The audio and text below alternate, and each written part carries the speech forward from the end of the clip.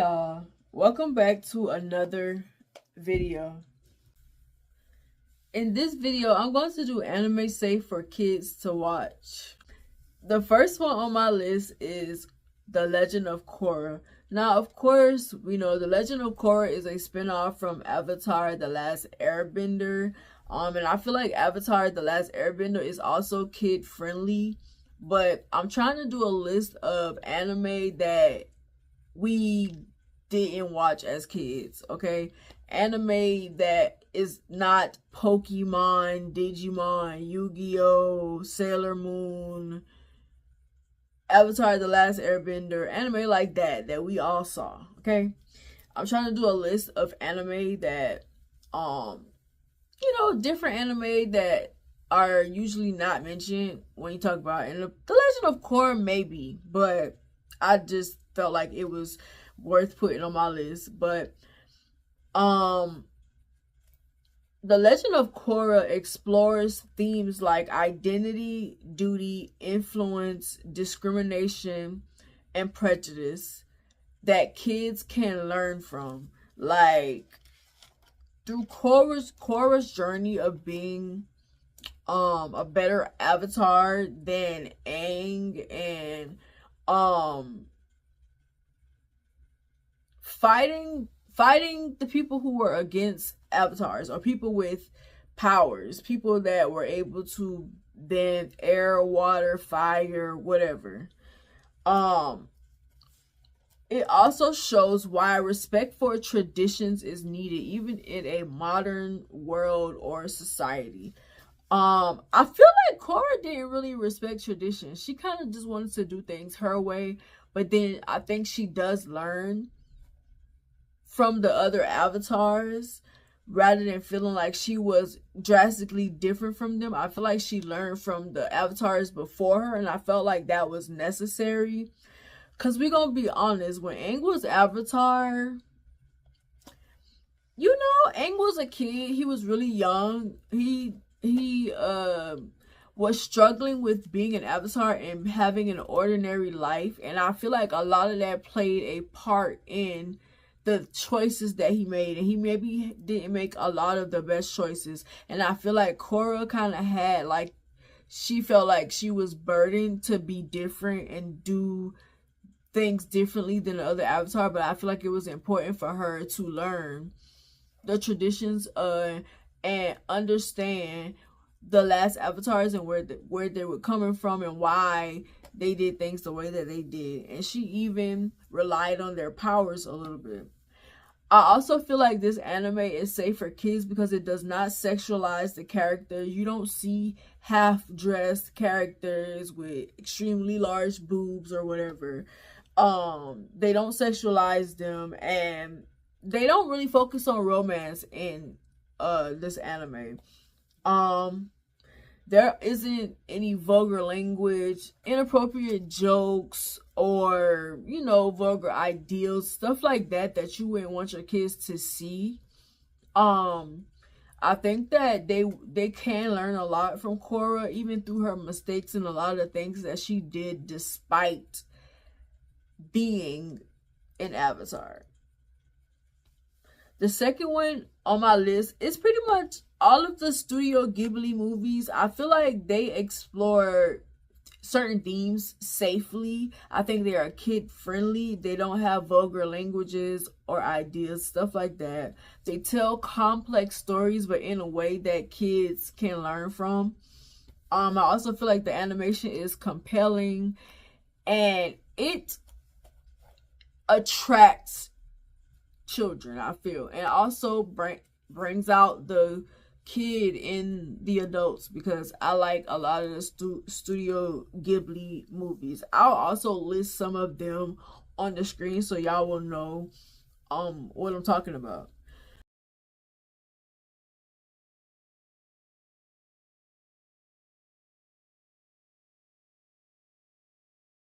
The next one is Little Witch Academia. Little Witch Academia explores themes of friendship, power of magic, positive attitude, and perseverance during hardships. The witch, the little girl, I can't remember her name, she's inspired by her idol to become a witch. Her idol is Shiny Chariot.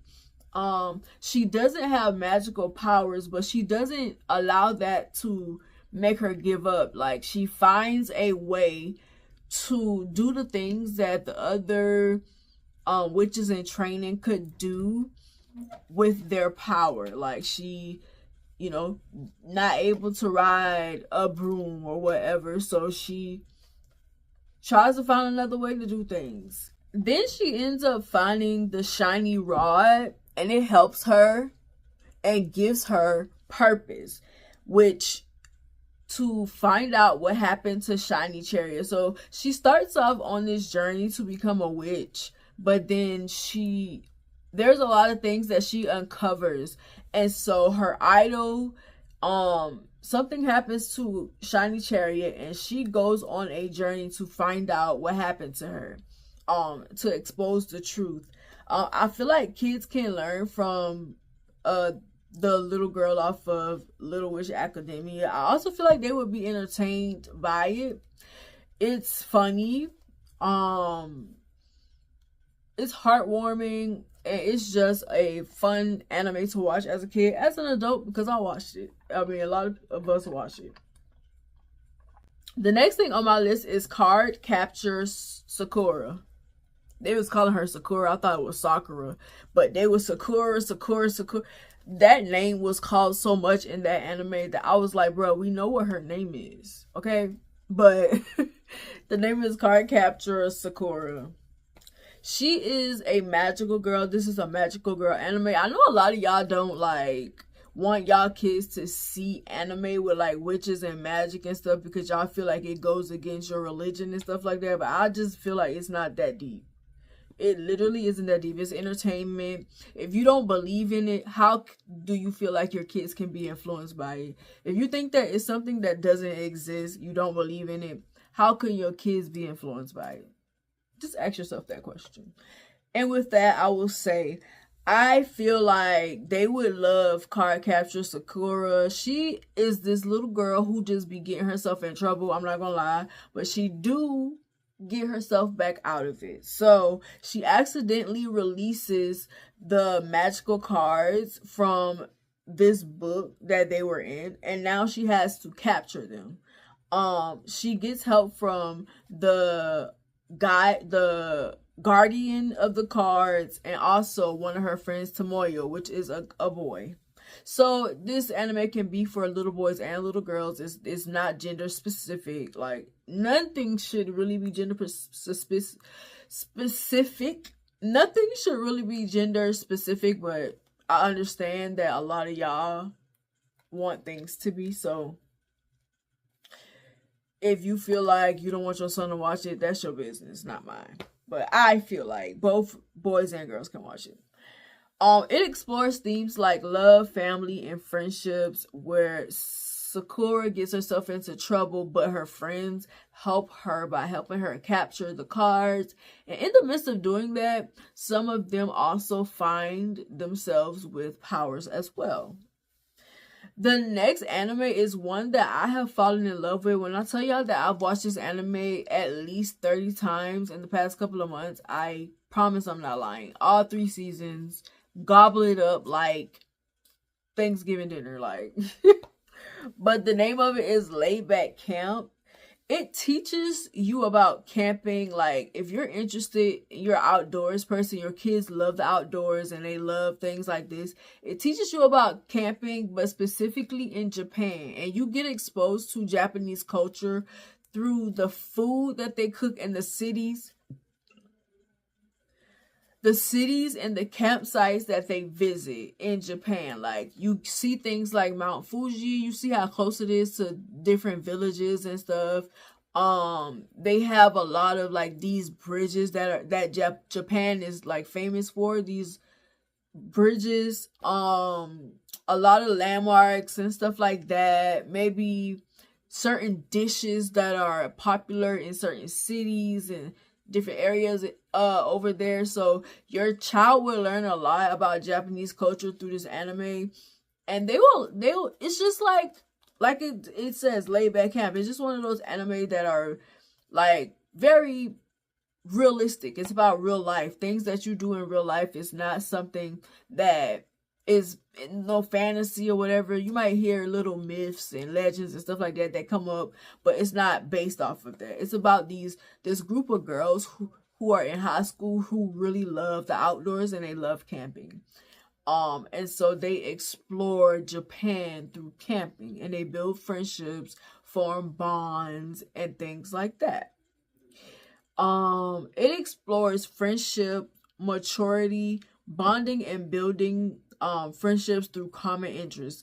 And I said maturity because there's a character on there, Nadeshiko, who is a bit more dependent than the other girls. Like, she's not as independent. Like, she relies on her sister, her family for certain things, like to drive her to the different campsites and stuff. But after becoming friends with Reen, who does a lot of things independent, she goes camping by herself. She does a lot of solo camping trips. So much so they had a hard time getting her interested into doing group camping trips. But they eventually get her into doing it. But she influences them to also face their fears and do solo camping trips. And I thought it was a really good lesson in maturity and your kids learning how to become independent and finding the courage to do that through watching this anime. The next one on my list is So I'm a Spider, So What? It's basically about this high school girl who gets reincarnated as a spider. She has to fight to survive because she ends up in this really dangerous cave called the Great Elroy Labyrinth. She starts off as a weak little spider who is afraid and has to survive being eaten by certain different like animals and stuff like that. And she does, and a lot of the themes that this anime explore is overcoming trauma and fear, strength, facing your fears, and finding your place in the world. And I feel like those things can be encouraging to kids, and it can teach your kids a lot of things. The next one on my list is Inuyasha.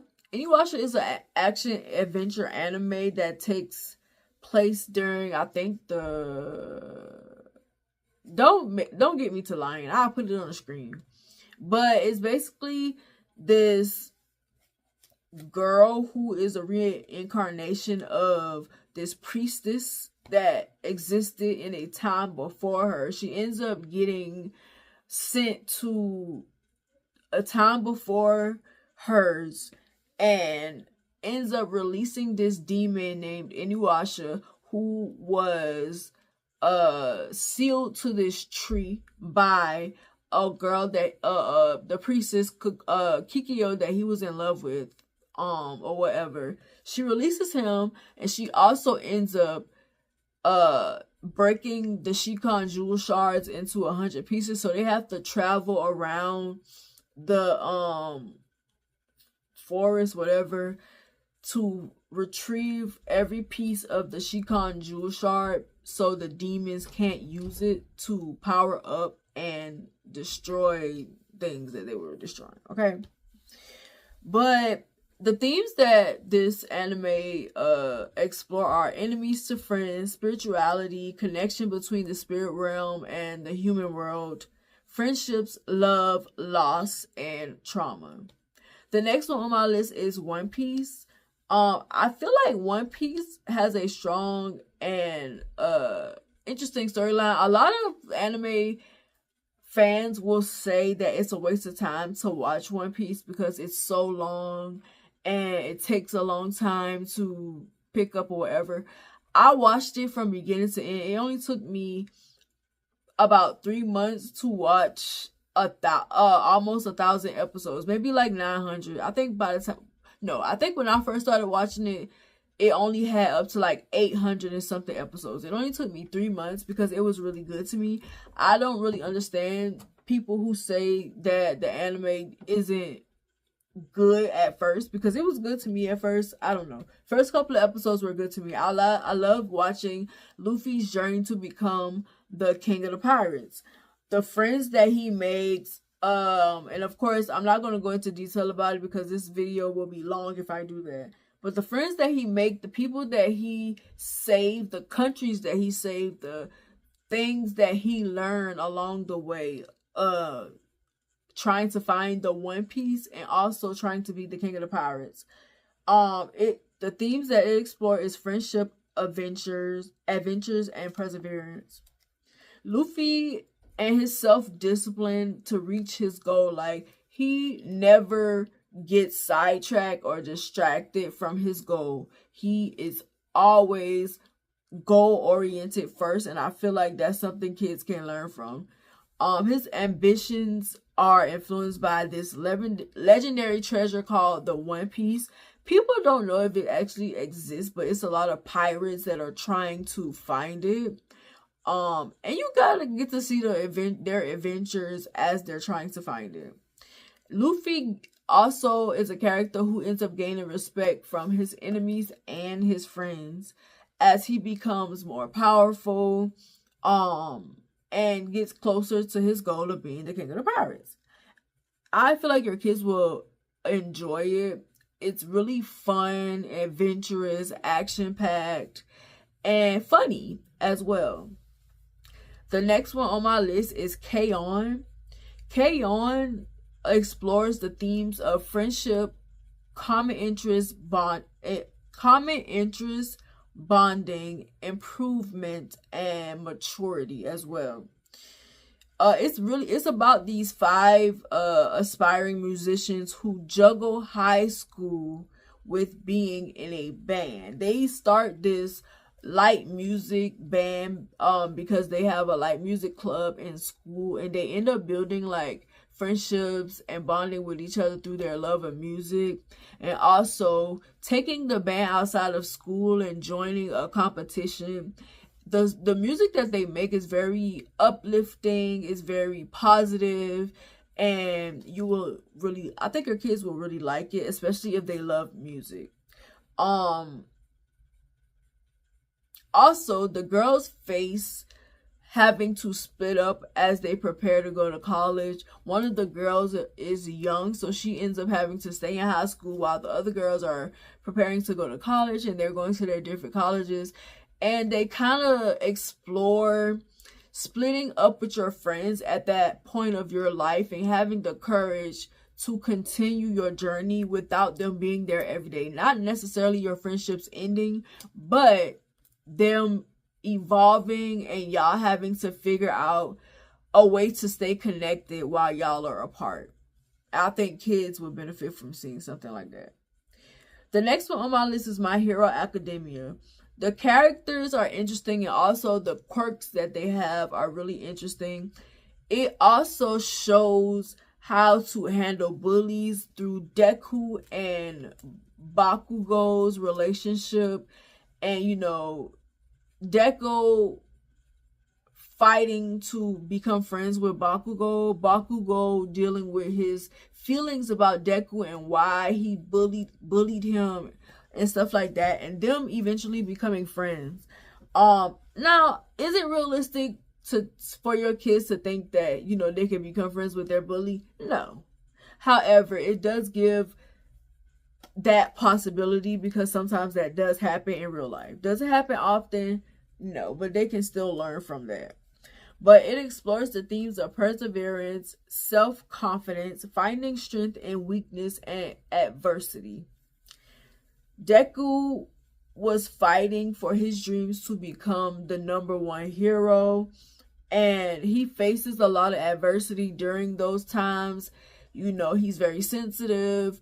He will do anything to protect his friends and the community, and he ends up earning a lot of respect from friends, enemies, people in the community.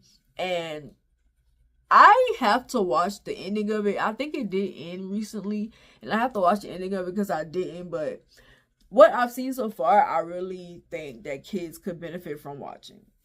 The next one on my list is Naruto. Naruto faces discrimination for being a Jinchuriki, and he works really hard to earn the respect and admiration of the village, fighting different enemies of the village, and also on a journey towards becoming Hokage. He shows a lot of empathy for his enemies, and gives them chances that more other people probably wouldn't.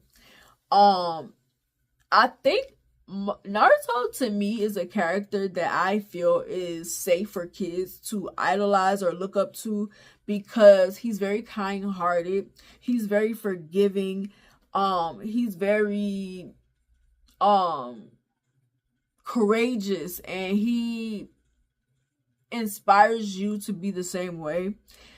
Naruto explores the themes of self-acceptance, facing trauma and fears, finding your place in the world, turning weaknesses into strengths, friendship, forgiveness, and selflessness. As Naruto is just a character who is very selfless. Even though he gets a lot of flack for being too forgiving, pardoning enemies that he should not have, he is one of those characters that you can easily look up to. That is the end of my list. If y'all want me to name more anime that are safe for kids to watch, let me know. I know that a lot of kids are getting into anime because it's really popular, so I don't mind making videos to help parents navigate that space with their kids. But let me know what y'all think about this video. Also, if you're anime fans, add to the list, comment anime that you feel like are safe for kids to watch, and tell us why you feel that way, so we can help the parents navigate that space with their children. But thank you guys for watching this video. Don't forget to like, comment, and subscribe. I will see y'all in the next video.